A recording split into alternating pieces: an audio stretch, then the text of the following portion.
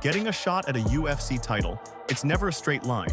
It's a chaotic road paved with violence and littered with the broken dreams of guys who just weren't ready. And right now, the UFC's featherweight division has been thrown straight into a furnace. The top of the division is a shark tank, an absolute murderer's row of talent, all of them clawing for a shot at the king. But in the middle of all that chaos, Dana White just dropped a bomb. He's throwing two of the most talked about, most violent, and most dangerous finishers in the entire 145-pound weight class on a collision course. This isn't just a main event, people. This is a fight that's going to reshape the future of the division and tell us exactly who the next #1 contender is. So, forget what you thought you knew about the featherweight title picture, because everything is about to change. Just when the MMA world was trying to figure out the next move at 145 pounds, Dana White did what he does best. He hopped on social media and just casually announced the headliner for the 3rd annual Noche UFC event. Now this year, the celebration of Mexican Independence Day is getting a new home. There were some construction delays at the planned spot in Guadalajara, so the UFC is moving this blockbuster card to the Frost Bank Center in San Antonio, Texas, on September 13th.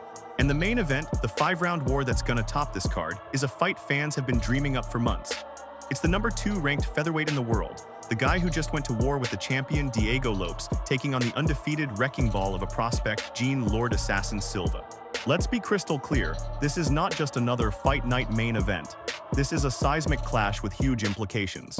The UFC has basically put its two most exciting rising stars in a cage and said, only one of you is walking out of here with a real claim for a title shot. This is a high-stakes title eliminator in its purest form, a battle between two absolute Brazilian warriors who were destined to collide. To understand just how massive this fight is, you have to look at the beautiful chaos that is the 2025 featherweight division. For the longest time, one man ruled it with an iron fist, Alexander the Great Volkanovski. But the last year, it's been a whirlwind. We saw the insane rise of Ilia Topuria, who stormed the castle and snatched the crown from Volk.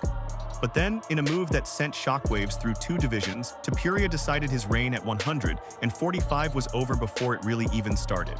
Citing a brutal weight cut and new ambitions, he vacated the featherweight title to chase two-division glory, setting up a mega fight for the vacant lightweight strap against the legendary Charles Oliveira at UFC 317. This sudden move left a power vacuum, and the former king was right there to take back his throne. At UFC 314, Alexander Volkanovski weathered a storm against a dangerous new challenger to recapture the vacant UFC featherweight championship, proving his story was far from over. But now, the Great is back on top, and the line of contenders is longer and more dangerous than it's ever been. The landscape is treacherous.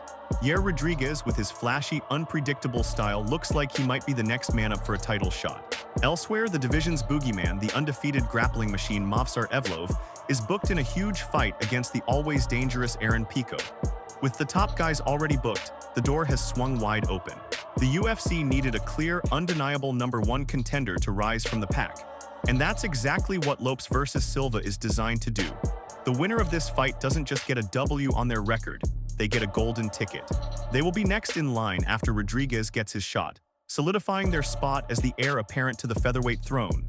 Diego Lopes' journey to the top of the featherweight division has been nothing short of a movie.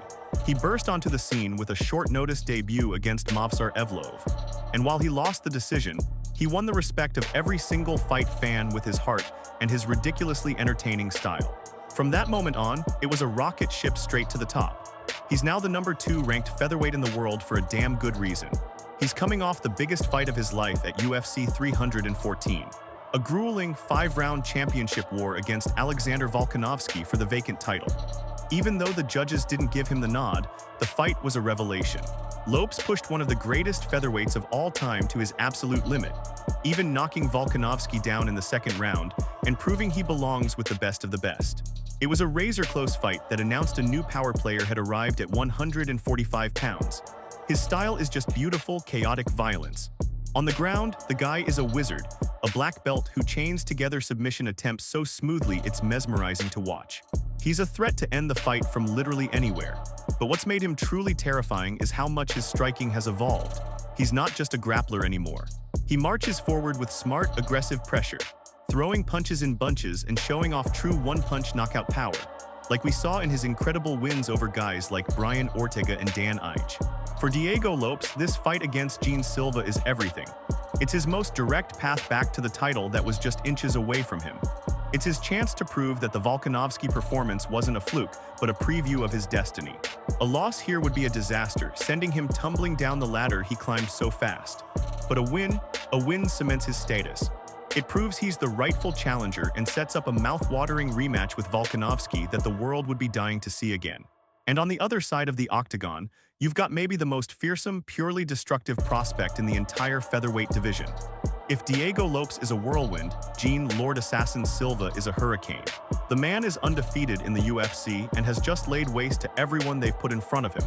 It's not just that he's winning, it's how he's winning. Silva hasn't seen a judge's scorecard since his debut on Dana White's Contender series.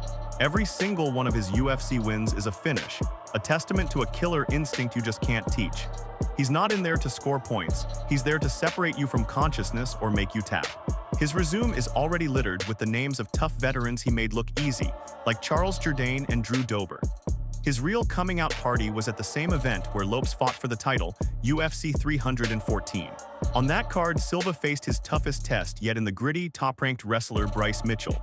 Silva didn't just win, he dominated, submitting the grappling specialist in a performance that put the entire division on notice. Watching Gene Silva fight is like watching pure predatory aggression.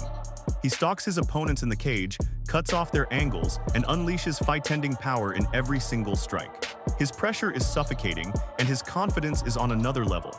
He has the kind of one-punch power that can turn the lights out on anyone in this division at any second. He is, in every sense of the word, a finisher.